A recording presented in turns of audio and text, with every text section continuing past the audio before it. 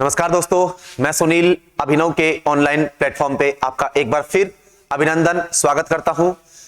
आप सब साथियों के साथ मेरी पिछली चर्चा जो हुई थी संविधान सभा को लेकर हम चर्चा कर रहे थे और पिछले वीडियो में हम संविधान सभा की चर्चा कर चुके थे। और संविधान सभा की चर्चा जो पिछले वीडियो में हुई थी वो दोस्तों हम सबको पता है कि किस मुद्दे को लेकर हुई थी। हमने संविधान सभा में जो अपनी चर्चाएं कर ली थी वो इस मुद्दे को लेकर हुई थी कि संविधान सभा, सबसे पहले संविधान कहां बना, दुनिया की पहली संविधान सभा के बारे में चर्चा की थी। पहले लोकतंत्र के बारे में बताया था मैंने आपको, वर्तमान में सबसे बड़ा लोकतंत्र कौन सा है और सबसे नवीनतम लोकतंत्र की चर्चा की थी।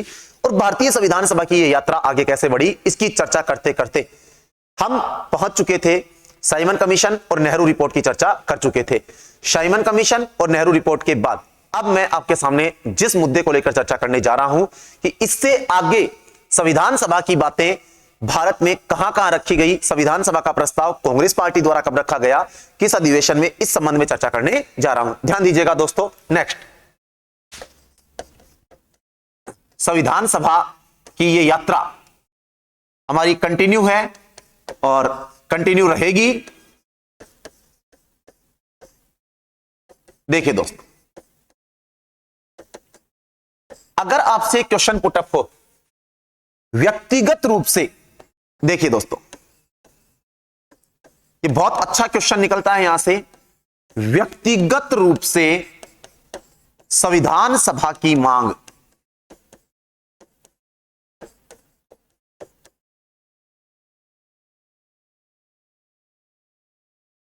ध्यान दीजिए, व्यक्तिगत रूप से संविधान सभा की मांग पहली बार दोस्तों 1934 में की और किसने की, एम.एन. रॉय ने। सीधा क्वेश्चन है, फैक्ट का, सिंपल है, काफी बार एग्जाम में पुटअप हो भी चुका है कि संविधान सभा की व्यक्तिगत मांग सर्वप्रथम किसने की, कब की, तो 1934 में की और एम.एन. रॉय, मानवेंद्र नाथ रॉय ने की। नव मानवतावाद के जनक थे ये। किसके जनक थे दोस्तों, नव मानवतावाद के। ये भी ध्यान रखिएगा। आगे चर्चा बढ़ा रहा हूं। कांग्रेस पार्टी द्वारा, ध्यान दीजिए दोस्तों, कांग्रेस पार्टी द्वारा संविधान सभा की चर्चा, तो याद रहे कांग्रेस पार्टी द्वारा संविधान सभा की पहली बार चर्चा, पहला प्रस्ताव। अगर आपसे क्वेश्चन पुटअप हो कि कांग्रेस पार्टी द्वारा संविधान सभा का प्रस्ताव पहली बार किस अधिवेशन में या कहां रखा गया, तो 1934 में कांग्रेस का अधिवेशन हुआ था दोस्तों बंबई में। कहां हुआ था, बंबई में। और जिसकी अध्यक्षता भी मैं आपको बता देता हूं, राजेंद्र प्रसाद ने की थी। किसने की थी दोस्तों, राजेंद्र प्रसाद ने।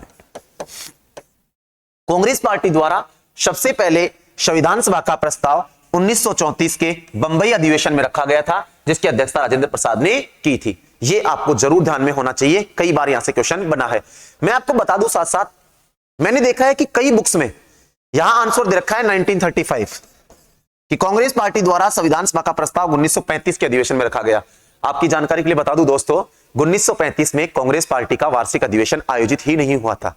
तो यहां तो क्वेश्चन बनने, यहां तो ये तो संभावना ही खत्म हो जाती है, ये आंसर की तो संभावना खत्म है, क्योंकि 1935 में तो कांग्रेस पार्टी का अधिवेशन आयोजित ही नहीं हुआ।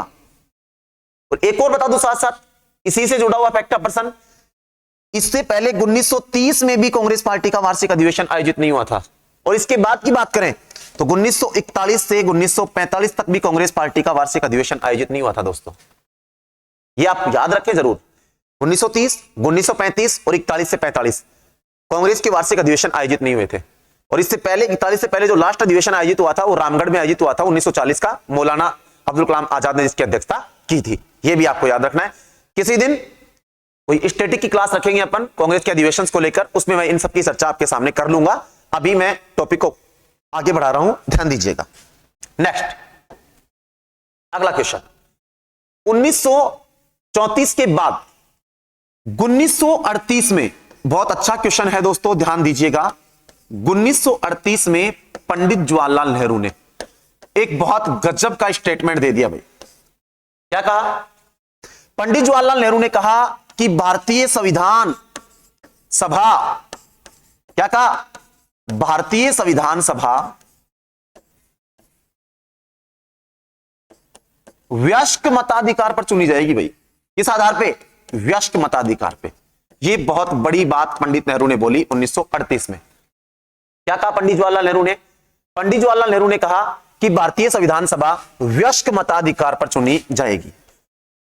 उस समय उन परिस्थितियों में यह बहुत बड़ी बात थी कि वयस्क मताधिकार पर भारतीय संविधान सभा का चुनाव होगा। पंडित जवाहरलाल नेहरू द्वारा यह स्टेटमेंट दिया गया। एक तरह से मैं ये कहूं तो यह ब्रिटिश शासन को एक चुनौती के रूप में था, क्योंकि ब्रिटिश शासन को लगता था कि भारतीय संविधान निर्माण का उत्तरदायित्व है, जैसा कि 1919 के अधिनियम में मैंने आपको बताया था कि ब्रिटिश शासन ने कहा था कि भारतीय संविधान का निर्माण करने का उत्तरदायित्व है ब्रिटिश शासन का होगा। यहां उनकी उम्मीदों को काफी बड़ा झटका है एक तरह से। 1938 में पंडित नेहरू ने कहा कि भारतीय संविधान सभा जो होगी वो वयस्क मताधिकार पर चुनी जाएगी। इसके आगे अगर अपन बात करें, अब मैं जिस मुद्दे के ऊपर चर्चा करने जा रहा हूं, थोड़ा सा मैं बैकग्राउंड तैयार कर रहा हूं आपका उस मुद्दे के लिए। डायरेक्ट होता क्या है, जब संविधान सभा पढ़ाई जाती है तो हम यहां से डायरेक्ट उठा लेते हैं अगस्त प्रस्ताव को। मैं ये चाहता हूं कि मैं अगस्त प्रस्ताव को ना उठा के यहां थोड़ा सा बैकग्राउंड आपका तैयार कर दूं, जिससे आपको यह समझ में आ जाए कि अगस्त प्रस्ताव जो आया 8 अगस्त 1940 को, उसके पीछे कहानी क्या थी। अगस्त प्रस्ताव आने के पीछे स्टोरी क्या थी, ब्रिटिश शासन क्यों लेके आया अगस्त प्रस्ताव, तो उसके पीछे की थोड़ी सी कहानी की चर्चा मैं आपके सामने कर रहा हूं, ध्यान दीजिएगा। 1 सितंबर 1939 को, सॉरी 1939 को, माफी चाहूंगा दोस्तों, 1 सितंबर 1939 को हिटलर नाम आए और दिमाग में बिजली ना कौंधे, ऐसा हो ही नहीं सकता। दुनिया के सबसे बड़े तानाशाहों का नाम आता है तो हिटलर और मुसोलिनी का नाम जरूर आता है। हिटलर ने किया पोलैंड पर आक्रमण। किस पर दोस्तों? पोलैंड पर। कब किया? 1 सितंबर 1939 को। और याद रखना दोस्तों, इसी 1 सितंबर 1939 को जब हिटलर ने पोलैंड पर आक्रमण किया, यह सेकंड वर्ल्ड वॉर की मानी जाती है शुरुआत। ये लो जी, 2-3 क्वेश्चन निकल गए। पहला क्वेश्चन, सेकंड वर्ल्ड वॉर कब शुरू हुआ? तो हमारा उत्तर होगा 1 सितंबर 1939 को। किस घटना के साथ? हिटलर के पोलैंड आक्रमण। कौन था हिटलर? जर्मनी का चांसलर, जर्मनी का चांसलर था। ये लो दोस्तों, तो जर्मनी के चांसलर हिटलर ने पोलैंड पर आक्रमण किया 1 सितंबर 1939 को, और इसी घटना से दुनिया में सेकंड वर्ल्ड वॉर क्या हो गया? शुरू हो गया। आगे चलिए, आपको बता दूं दोस्तों, सेकंड वर्ल्ड वॉर जो था वो मित्र राष्ट्रों, एक तरफ थे मित्र राष्ट्र और एक तरफ थे धुरी राष्ट्र, इनके बीच लड़ा गया। ये लो, सेकंड वर्ल्ड वॉर मित्र राष्ट्रों और धुरी राष्ट्रों के बीच लड़ा गया। कौन कर रहे थे मित्र राष्ट्रों की अगुवाई? ध्यान दीजिए, यूएसए, यूएसएसआर, ब्रिटेन और फ्रांस। ये लीजिए। धुरी राष्ट्रों की बात करें, जर्मनी, जापान और इटली। ये लीजिए, आपकी जानकारी के लिए बता दूं दोस्तों, कई बार हमें ऐसा लगता है कि मित्र राष्ट्रों में ये 4 देश थे, यूएसए, यूएसएसआर, फ्रांस और ब्रिटेन, और धुरी राष्ट्रों में जर्मनी, जापान, इटली। दोस्तों देश तो और भी थे, लेकिन नेतृत्व ये कर रहे थे। मित्र राष्ट्रों का नेतृत्व इनके हाथों में था और धुरी राष्ट्रों का नेतृत्व इनके हाथों में था। यह बात आपको ध्यान रखनी है। मैं आपको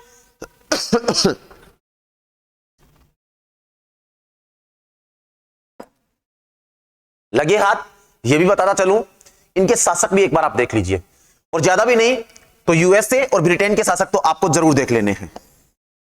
ये देखिए, यूएसए का मतलब यूनाइटेड स्टेट ऑफ अमेरिका और USSR union of Soviet socialist republic. क्या बोला मैंने?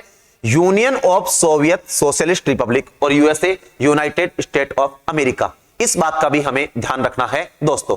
नेक्स्ट चर्चा मैं करने जा रहा हूं, ध्यान दीजिए सामने। यूएसए के राष्ट्रपति थे इस समय रूजवेल्ट। कौन थे दोस्तों? Roosevelt, Franklin D Roosevelt. और यूएसएसआर के राष्ट्रपति थे स्टालिन। ये आप याद रख सकें तो रख लेना। और वैसे आपके जो नॉर्मल कॉम्पिटिशन एग्जाम्स होते हैं उनमें यहां तक नहीं जाता, लेकिन अच्छे लेवल की अगर आप प्रिपरेशन करने हैं तो मैं मानता हूं कि इनको आपको ध्यान में रख लेना चाहिए। स्टालिन यूएसएसआर के राष्ट्रपति। ब्रिटेन के प्रधानमंत्री थे इस समय दोस्तों चर्चिल। कौन थे? चर्चिल। इनका नाम तो आपको याद रखना ही पड़ेगा। और काफी महत्वपूर्ण भी है।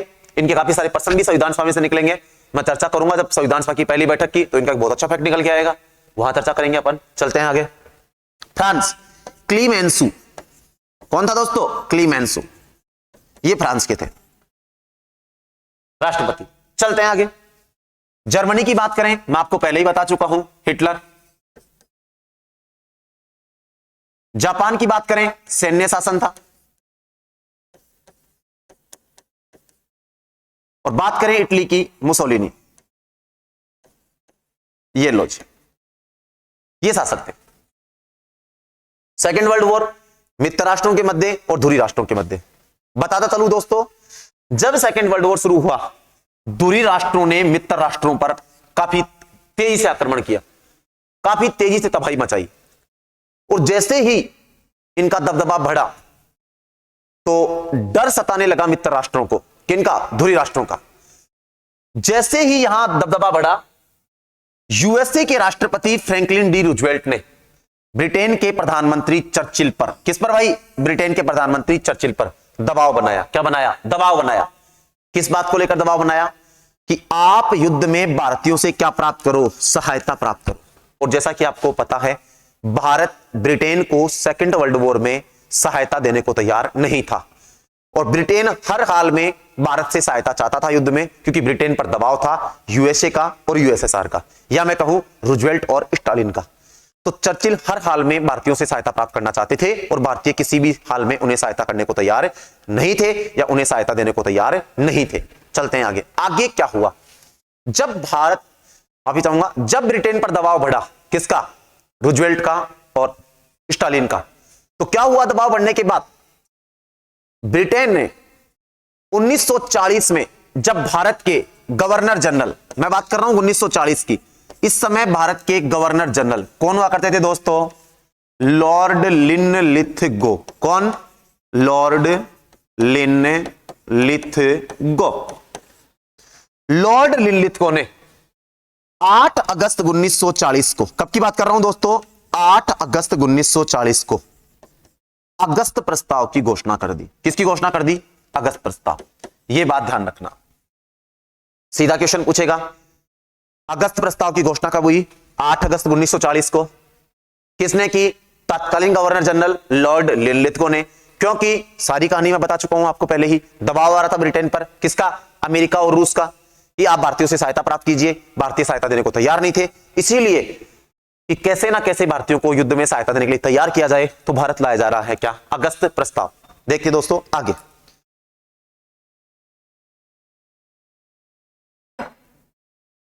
बीच बीच में गला सूख जाता है थोड़ा, तो इसलिए मैं पानी ले लेता हूं।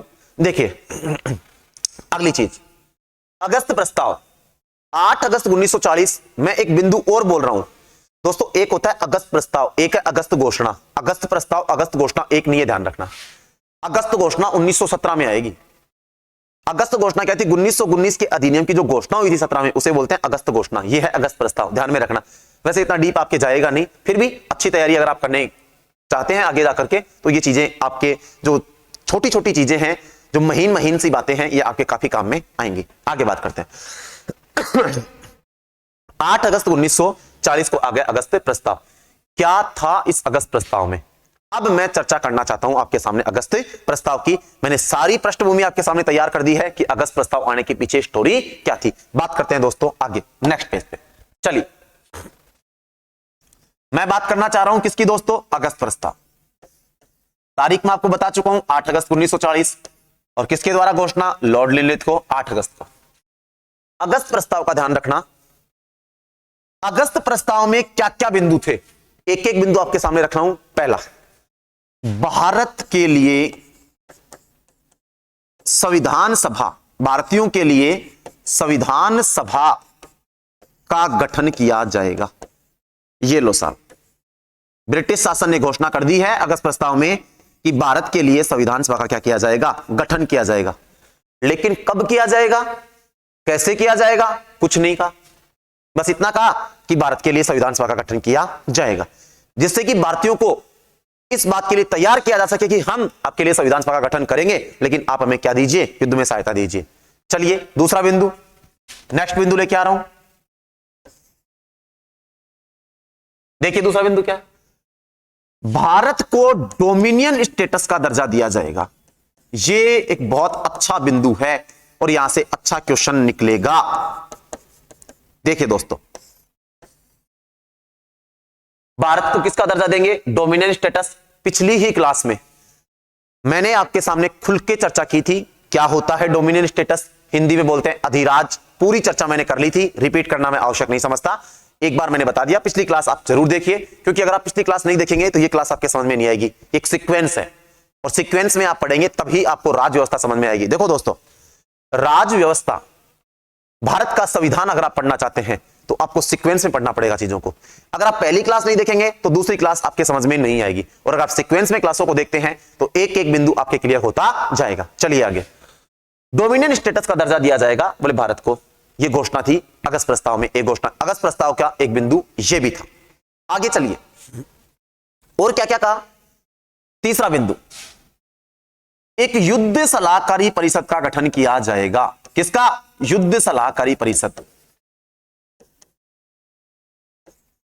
एक युद्ध सलाहकारी परिषद का गठन किया जाएगा। यह भी अगस्त प्रस्ताव का बिंदु था। ये लीजिए दोस्तों आपके सामने, युद्ध सलाहकारी परिषद का क्या किया जाएगा, गठन किया जाएगा। वॉर काउंसिल एडवाइजरी का गठन किया जाएगा। और क्या बिंदु थे इसमें, तो अगस्त प्रस्ताव का अगला बिंदु आपके सामने रखा हूं, गवर्नर जनरल की कार्यकारिणी का विस्तार किया जाएगा। यह भी ध्यान रखना आप, गवर्नर जनरल की कार्यकारिणी का क्या किया जाएगा, विस्तार किया जाएगा। यह किसका बिंदु था, अगस्त प्रस्ताव का। ध्यान रखना आगे, गवर्नर जनरल की कार्यकारिणी का मतलब, भाई गवर्नर जनरल को उसके कार्यों में सहायता और सलाह देने के लिए होती थी कार्यकारिणी, या मैं बोल दूं कार्य परिषद। ठीक है जी, चलते हैं आगे। और क्या था इसमें, तो एक बिंदु अगर आप ध्यान रख सकें तो आप और रख लीजिएगा, इसी अगस्त प्रस्ताव में यह भी बिंदु था कि जब भी कानून बनाए जाएंगे तो उन कानूनों के निर्माण में, कानून निर्माण अल्पसंख्यकों की सहमति ली जाएगी। मतलब जब भी कानून निर्माण किए जाएंगे तो उनमें अल्पसंख्यकों की सहमति भी होगी। मतलब कि ऐसा नहीं होगा भारत में अल्पसंख्यक, भाई हिंदुओं को छोड़ दें तो सभी अल्पसंख्यक ही हैं। जैसा कि आपको पता है कि सुप्रीम कोर्ट की जो गाइडलाइन है उसके अनुसार भारत की कुल आबादी में जिसकी आबादी 50% से कम है वो सभी अल्पसंख्यक की श्रेणी में आते हैं एट प्रेजेंट टाइम। वैसे एक और बात कह दूं, अभी यह मुद्दा सुप्रीम कोर्ट में चल भी रहा है अल्पसंख्यक को, माइनॉरिटीज को लेकर, लेकिन अभी तक गाइडलाइन यही है सुप्रीम कोर्ट की कि भारत की कुल आबादी में जिनकी जनसंख्या या कुल आबादी 50% से कम है वो सभी अल्पसंख्यक में आएंगे। और इस गाइडलाइन के अकॉर्डिंग हिंदुओं को छोड़कर सारे क्या हो गए, अल्पसंख्यक हो गए जी। चलिए आगे बात करते हैं। ये थे अगस्त प्रस्ताव के बिंदु। अब मैं थोड़ी चर्चा और करना चाहता हूं आपके सामने, ध्यान दीजिएगा, एक एक बिंदु को सुनिएगा। अगस्त प्रस्ताव आया, अगस्त प्रस्ताव का कांग्रेस पार्टी और मुस्लिम लीग दोस्तों दोनों ने क्या कर दिया, बहिष्कार कर दिया, विरोध कर दिया, स्वीकार नहीं किया। क्यों नहीं किया, तो सीधी सीधी सी बात है, मुस्लिम लीग, मैंने पहले ही कह दिया 1937 में ही द्विराष्ट्र सिद्धांत रख दिया उन्होंने। टू नेशन थ्योरी की बात करने लग गए थे 37 से ही, और कहने लग गए थे कि हिंदू और मुस्लिम ये दो धर्म या समुदाय नहीं है, बल्कि ये दो देश हैं। 37 के बाद से ये बातें निकलने लग गई थी, द्विराष्ट्र सिद्धांत, टू नेशन थ्योरी वाली। तो मुस्लिम लीग तो इसलिए विरोध कर रही है। कांग्रेस पार्टी ने क्यों विरोध किया, तो भाई आप पहले ही जानते हो, डोमिनियन स्टेटस की अगर बात करते हैं तो डोमिनियन स्टेटस के संदर्भ में गांधी जी, एक बड़ा फैक्ट का प्रश्न बता रहा हूं, ध्यान से सुनना। भारतीयों द्वारा डोमिनियन स्टेटस की मांग सबसे पहले की गई थी नेहरू रिपोर्ट में। और जब भारतीयों ने डोमिनियन स्टेटस की मांग की नेहरू रिपोर्ट में, तो महात्मा गांधी ने उसी समय ब्रिटिश शासन को चुनौती देते हुए कहा था कि यदि एक वर्ष के अंदर अंदर, कितने दिन के अंदर अंदर, एक वर्ष के अंदर अंदर हमारी डोमिनियन स्टेटस की मांग को यदि आपने स्वीकार नहीं किया तो हम पूर्ण स्वराज से कम किसी बात को स्वीकार नहीं करेंगे, या पूर्ण स्वराज से कम किसी बात को नहीं मानेंगे। ये गांधी जी पहले ही कह चुके थे। मांगा 28 में था, बात कर रहे हैं 40 में अंग्रेज, 2% निकलते हैं, ध्यान रखना। आपसे पूछे भारतीयों द्वारा डोमिनियन स्टेटस की मांग, सबसे पहले नेहरू रिपोर्ट उत्तर आएगा। ब्रिटिश शासन द्वारा भारत को डोमिनियन स्टेटस का दर्जा देने की बात सबसे पहले किसमें कही गई? अगस्त प्रस्ताव में। भारतीयों के लिए संविधान सभा का गठन करने की बात सबसे पहले अगस्त प्रस्ताव में। युद्ध सलाहकारी परिषद, वॉर काउंसिल एडवाइजरी, अगस्त प्रस्ताव में। गवर्नर जनरल की कार्यकारिणी का विस्तार करेंगे, किसमें कह रहे हैं? अगस्त प्रस्ताव में।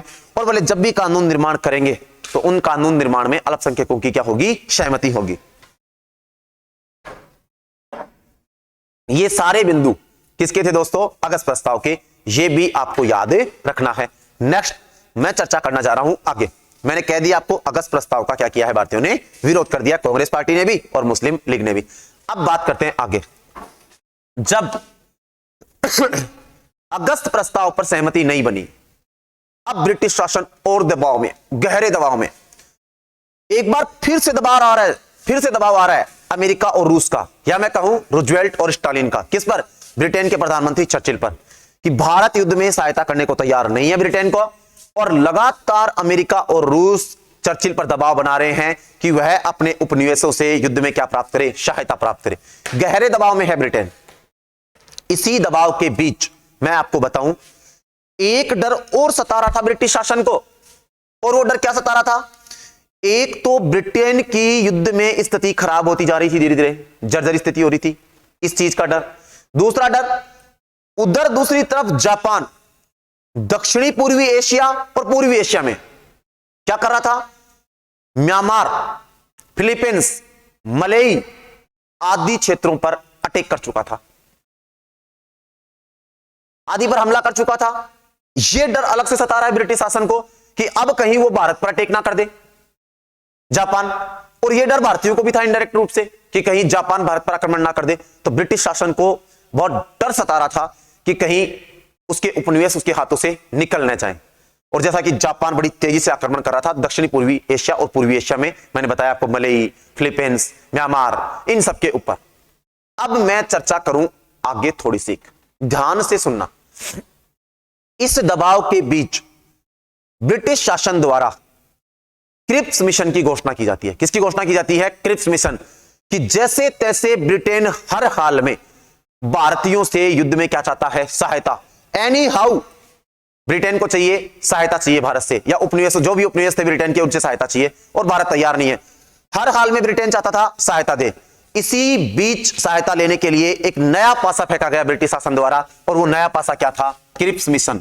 ध्यान से देखना दोस्तों, क्रिप्स मिशन। अगला बिंदु अपना देखिए। हां जी, कब हो रही है घोषणा? ध्यान दीजिए। क्रिप्स मिशन, अगर आपसे पूछे कि क्रिप्स मिशन का गठन, एक तो एक आदत पड़ी हुई है स्टूडेंट्स की, यहां पे हम सीधा याद कर लेते हैं कि मार्च 1942। काम चलने वाला नहीं है दोस्तों। क्यों नहीं चलने वाला है? वो जमाना जा चुका। अब प्रश्न थोड़े से डेप्थ में जाने लग गए हैं, तो आपको यहां से इसको थोड़ा सा गहराई में जाके कवर करना है। ध्यान दीजिएगा एक एक बिंदु पे। अगर आपसे पूछे क्रिप्स मिशन का गठन 11 मार्च 1942 को, साहब पहला प्रश्न, गठन कब हो रहा है? 11 मार्च 1942 को। आपसे पूछे कि भारत आगमन कब हो रहा है क्रिप्स मिशन का, ये लो साहब बुला लेते हैं भारत भी, ज्यादा देर नहीं करेंगे, 23 मार्च को। कब बुला लेंगे? 23 मार्च। याद रहे दोस्तों, इसकी एग्जैक्ट डेट 23 मार्च है। कई जगह 22 मार्च भी लिख रखा है, लेकिन एग्जैक्ट डेट क्रिप्स मिशन की भारत आगमन की है 23 मार्च 1942। आगे चलिए। भारत आगमन के बाद अपनी योजना को कब प्रकाशित करेगा कि भाई क्या लेके आया है? अरे भाई बताया भी तो गया कि मैं क्या लेके आया हूं आपके लिए, भारतीयों के लिए। तो ये अपनी योजना प्रकाशित करेगा 30 मार्च को। ये भी आपको ध्यान रखना है। 3 डेट 3 प्रश्न, या मैं कहूं सुमेलित करने का एक अच्छा क्वेश्चन। गठन 11 मार्च 1942, भारत आगमन 23 मार्च 1942, प्रकाशित कब हुई? 30 मार्च 1942। सेकंड ऑप्शन पे आइए। और क्या क्वेश्चन है? क्या था क्रिप्स मिशन में? जब 30 मार्च 1942 को योजना प्रकाशित हुई तो क्या थी वो योजना? उसके बारे में मैं कुछ बिंदुओं के ऊपर चर्चा कर रहा हूं, ध्यान दीजिएगा। सामने नेक्स्ट पेज के ऊपर पहली बात, वो ही पुरानी बात 40 वाली, बोले भारत के लिए किसका गठन करेंगे? संविधान सभा का। लेकिन इस बार थोड़ा चेंज किया इन्होंने पैटर्न में। क्योंकि पुराना पैटर्न तो स्वीकार नहीं हुआ था ना, और इनको हर हाल में सहायता चाहिए भारतीयों से, और वो भारत करने को तैयार नहीं है, तो ये नए नए पासे फेंकेंगे। बोले सेकेंड वर्ल्ड वॉर के बाद, बोले तो द्वितीय विश्व युद्ध के बाद भारत के लिए किसका गठन करेंगे? संविधान सभा का गठन करेंगे। ये बिंदु था पहला। कब करेंगे? तो बोले सेकेंड वर्ल्ड वॉर के बाद। ये लो जी, ये था क्रिप्स मिशन में। और साथ में ये भी बता दिया कि साहब क्रिप्स मिशन में जो संविधान सभा गठित होगी भारत में, उसमें कौन कौन शामिल होंगे। तो इन्होंने कहा कि उसमें ब्रिटिश भारत, ध्यान दीजिए, और देशी रियासतों के सदस्य सम्मिलित होंगे। ब्रिटिश भारत के और देशी रियासतों के सदस्य सम्मिलित होंगे, देशी रियासतों के सदस्य सम्मिलित होंगे। नेक्स्ट, ब्रिटिश भारत का मतलब दो आ जाएंगे इसमें, एक तो ब्रिटिश प्रांत और एक आ जाएंगे चीफ कमिश्नरी क्षेत्र। ये लीजिए, चीफ कमिश्नरी क्षेत्र। ब्रिटिश प्रांत संख्या में कितने थे? 11। चीफ कमिश्नरी क्षेत्र कितने थे? 4। ब्रिटिश भारत और चीफ कमिश्नरी क्षेत्र दोनों को मिलाकर मैं क्या बोलूंगा? ब्रिटिश भारत। और क्यों? क्योंकि इन दोनों पर सीधा नियंत्रण किसका था? ब्रिटेन का। इसीलिए बोलते हैं ब्रिटिश भारत, ब्रिटेन का सीधा नियंत्रण होने के कारण। देशी रियासतों पर नियंत्रण, इनके ऊपर राजा महाराजाओं का शासन था, इसीलिए इनको बोलते थे रजवाड़े। क्या बोलते थे दोस्तों? रजवाड़े। संख्या की बात करूं तो एक मजेदार फैक्ट आपके सामने रख रहा हूं। हालांकि जब भारत स्वतंत्र हुआ था उस समय देशी रियासतों की संख्या थी लगभग 565। भारत की आजादी के समय की बात कर रहा हूं। क्रिप्स मिशन के समय की बात करें तो लगभग 600 के आसपास, एग्जैक्ट इनका कोई डेटा मिलता नहीं है, लगभग 600 के आसपास देशी रियासतें थी इस क्रिप्स मिशन के समय। क्या कहा क्रिप्स मिशन ने? बोले सेकेंड वर्ल्ड वॉर के बाद भारत के लिए किसका गठन करेंगे? संविधान सभा का। और बोले इसमें कौन कौन शामिल होगा? तो बोले ब्रिटिश भारत मतलब ब्रिटिश प्रांत और चीफ कमिश्नरी क्षेत्र, और देशी रियासतों के सदस्य शामिल होंगे।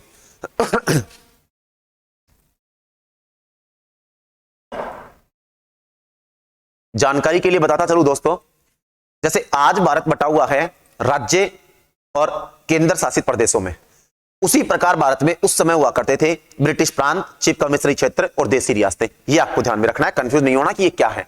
चलिए आगे।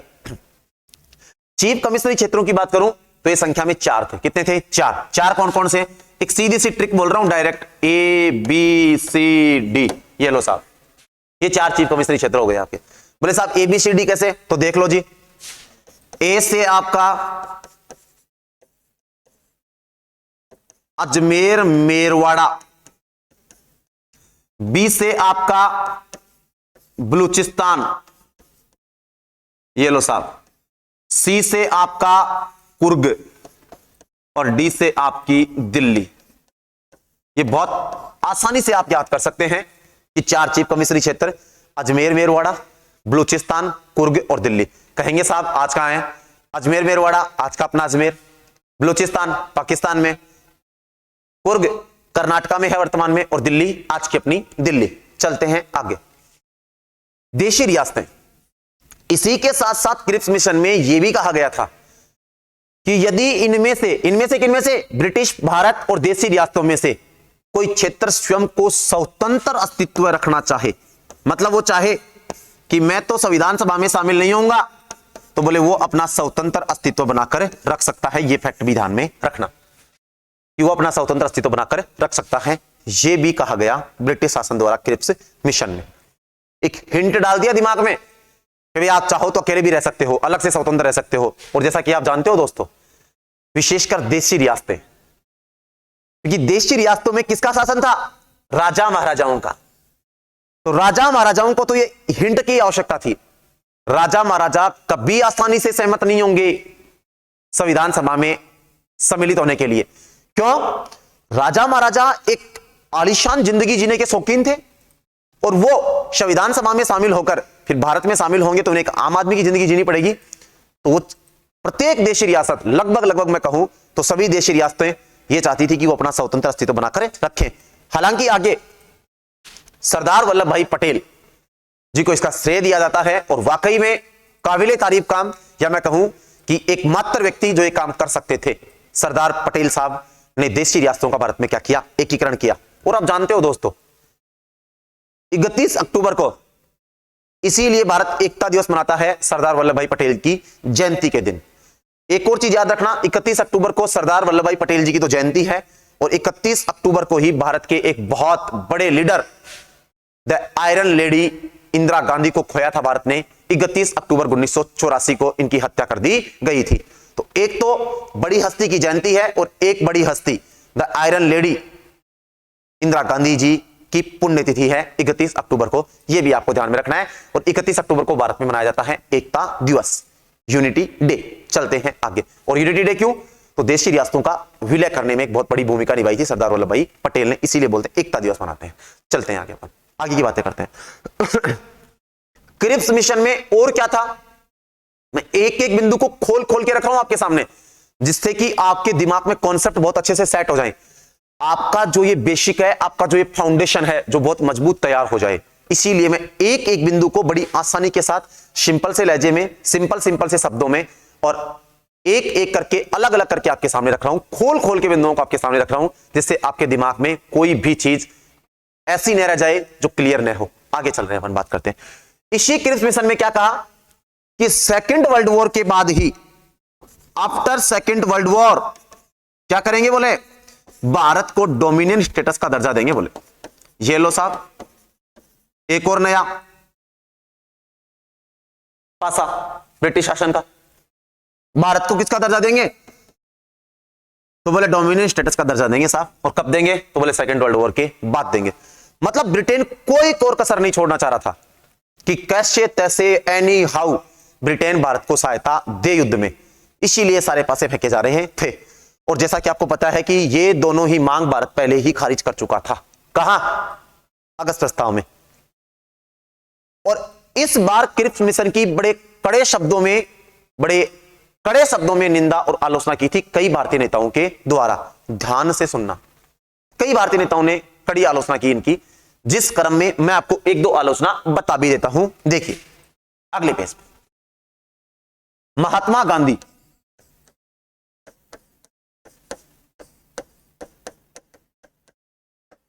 क्या आलोचना की महात्मा गांधी ने? महात्मा गांधी ने क्रिप्स मिशन की आलोचना करते हुए इसे क्या कहा, पोस्ट डेटेड चेक। यह क्वेश्चन बहुत इंपॉर्टेंट है दोस्तों, ध्यान रखना। क्रिप्स मिशन को पोस्ट डेटेड चेक की संज्ञा किसने दी, महात्मा गांधी ने। हिंदी में कई जगह लिखा मिलता है उत्तर तिथि है और कई जगह अग्रिम तिथि है। उत्तर तिथि या अग्रिम तिथि चेक की संज्ञा दी किसने, महात्मा गांधी ने। आगे चलिए, सेकंड बिंदु, सेकंड आलोचना जवाहरलाल नेहरू की, बहुत तगड़ी आलोचना। क्या कहा, जवाहरलाल नेहरू ने कहा कि यह एक ऐसा चेक है जिसका बैंक पहले ही टूट चुका है या दिवालिया हो चुका है। भाई ये जो चेक है वो ऐसे बैंक का है जो बैंक पहले क्या हो चुका है, दिवालिया या टूट चुका है। बैंक ही टूट चुका है या दिवालिया हो चुका है। किसने कहा, जवाहरलाल नेहरू। क्या कहा, बोले यह एक ऐसा चेक है जिसका बैंक पहले ही टूट चुका है या दिवालिया हो चुका है। यह आलोचना याद रखना। लगे हाथ, एक आलोचना और ले लीजिए जवाहरलाल नेहरू की। जवाहरलाल नेहरू ने कहा कि क्रिप्स जो हमारा पुराना मित्र था, क्या था मित्र, वो बोले शैतान का वकील बनकर आया। किसका वकील, शैतान का वकील। यह भी ध्यान रखना आप, शैतान का वकील बनकर आया, यह भी ध्यान दीजिए। और कैसे बोला शैतान का वकील, याद कीजिए दोस्तों, लास्ट क्लास अपनी, पहला सेशन अपना, मैंने साफ साफ शब्दों में कहा था आपसे। क्या कहा था, याद करने की कोशिश कीजिए। मैंने यह कहा था कि क्रिप्स मजदूर दल का नेता था, लेबर पार्टी जो थी ब्रिटेन में उसका नेता था। और इस क्रिप्स के, और या मैं कहूं पूरी लेबर पार्टी के जो नेता थे, उनके भारतीयों के साथ अच्छे संबंध थे। और भारतीयों का भी दृष्टिकोण लेबर पार्टी के प्रति अनुदार दल की तुलना में अच्छा था, सकारात्मक दृष्टिकोण था। और ऐसे ही लेबर पार्टी का दृष्टिकोण भी भारत को लेकर सकारात्मक था। दोनों ही पहलू थे। तो क्रिप्स के साथ अच्छे संबंध थे भारतीय नेताओं के। इसीलिए नेहरू ने कहा कि क्रिप्स जो कि हमारे पुराने मित्र थे, वो शैतान के वकील बनकर भारत आ रहे हैं। शैतान की संज्ञा किसको दे दी, ब्रिटिश शासन को। आगे चलिए, मैं लगे हाथ एक बात और कर दूं, मौलाना आजाद साहब ने इसकी आलोचना की थी, वो काफी गहरी बातें हो जाती है, मैं उसकी चर्चा भी नहीं करूंगा। चलिए आगे, इतना एनफ है, more than enough for you. Next, अगस्त प्रस्ताव की भी पंडित जवाहरलाल नेहरू ने आलोचना की थी साहब। क्या आलोचना की थी? अगस्त प्रस्ताव के लिए पंडित जवाहरलाल नेहरू ने कहा था लोहे की खिड़की में जंग लगी हुई कील। अगस्त प्रस्ताव की तुलना की थी लोहे की खिड़की में जंग लगी हुई कील के समान बताया था अगस्त प्रस्ताव को। बोले लोहे की खिड़की में एक जंग लगी हुई कील के समान है अगस्त प्रस्ताव। ये पंडित जवाहरलाल नेहरू का था अगस्त प्रस्ताव के बारे में। ये चर्चाएं मैंने की हैं आपके सामने, क्रिप्स मिशन की और अगस्त प्रस्ताव की। मैं दो बातें आपके सामने रख दूं दोस्तों, Simon commission, Nehru report, second world war, अगस्त प्रस्ताव, क्रिप्स मिशन, ये 4-5 मुद्दे मैंने आपको बहुत अच्छे से खुल के समझाए हैं। एक एक बिंदु आपके सामने रखा है। एक एक बिंदु का मतलब ये भी नहीं कि पूरा ही रख दिया है, पूरा रख पाना संभव नहीं है, लेकिन आपके कंपटीशन के एंगल से मोर देन एनफ मैटर मैंने आपको प्रोवाइड करवाया है। और ये आपके भारत के कॉन्स्टिट्यूशनल डेवलपमेंट, संवैधानिक विकास में भी आपके काम आएगा, मॉडर्न हिस्ट्री में आपके काम आएगा। ये दोनों जगह इंपॉर्टेंस रखता है अपना, मॉडर्न हिस्ट्री में भी और भारतीय राज्य व्यवस्था में भी। इसलिए इनको आपको अच्छे से समझ लेना है और यहीं से आपका बैकग्राउंड तैयार होगा, आपकी पृष्ठभूमि तैयार होगी, जो आगे आपको भारत के संविधान के तक ले जाए, भारत के संविधान तक ले जाएगी। और ये भारत के संविधान का एक फाउंडेशन है दोस्तों, एक नींव तैयार कर रहे हैं हम, एक अच्छी मजबूत नींव जो पत्थरों से भर रहे हैं हम, जिसके ऊपर एक अच्छी इमारत, किसकी इमारत? भारतीय संविधान रूपी इमारत खड़ी करेंगे हम। किसके ऊपर?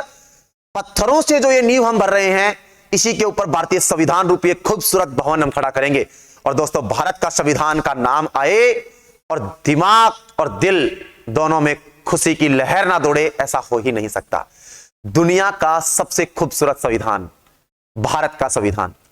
जब मौका मिलेगा मेरे को बीच में कभी भी, मैं एक लाइव सेशन में भारतीय संविधान के पोइम आपके सामने लेके आऊंगा, जिसमें आपको भारतीय संविधान की खूबसूरती नजर आएगी। और खूबसूरत हो भी क्यों ना, इस संविधान को बनाने वाले कौन थे? इस संविधान के निर्माण में सबसे अमूल्य योगदान, अतुल्य योगदान था डॉक्टर भीमराव अंबेडकर का, जो कि दुनिया के सबसे ज्यादा डिग्रीधारी व्यक्ति। बहुत, मैं ये कहूं मेरे शब्दों में कि शब्द ही नहीं है उनकी तारीफ करने के लिए, इसीलिए भारत का संविधान इतना खूबसूरत है। चलिए आगे बात करता हूं, इसी कड़ी में आगे क्या हुआ।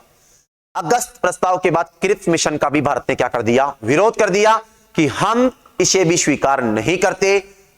और साहब, ब्रिटिश शासन की हालत धीरे धीरे कमजोर होती जा रही है। इसी कड़ी को मैं आगे कैरी ऑन करूंगा नेक्स्ट सेशन में, जो थर्ड सेशन में लेके आऊंगा संविधान सभा का आपके सामने। उस सेशन में क्रिप्स मिशन से आगे की चर्चा करेंगे।